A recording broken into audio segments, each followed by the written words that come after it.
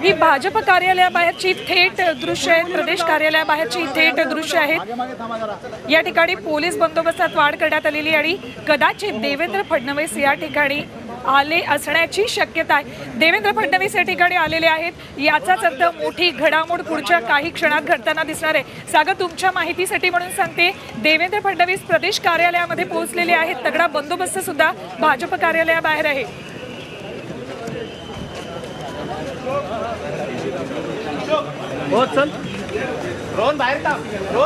तर ही एक्सक्लुसिव्ह दृश्य झी24 तासवर भाजपच्या कार्यालयामध्ये काही क्षणांपूर्वी देवेंद्र फडणवीस पोहोचलेले आहेत। झी24 तासवर ही थेट दृश्य आहेत भाजपच्या कार्यालयामधली। काही वेळापूर्वी इथे पोलीस बंदोबस्त सुद्धा वाढवण्यात आलाय। सकाळी बातमी येत होती की काँग्रेसचे माजी नगरसेवक जगन्नाथ कुट्टी हे आशिष शेलार यांच्या उपस्थितीत भाजपमध्ये प्रवेश करणार आहे। मात्र आता इथे देवेंद्र फडणवीस येतात, याचाच अर्थ मोठा नेता भाजपमध्ये प्रवेश करणार आहे। त्यामुळेच अशोक चव्हाण भाजपच्या वाटेवर आहेत का, अशा चर्चा पुन्हा एकदा सुरू झाल्यात।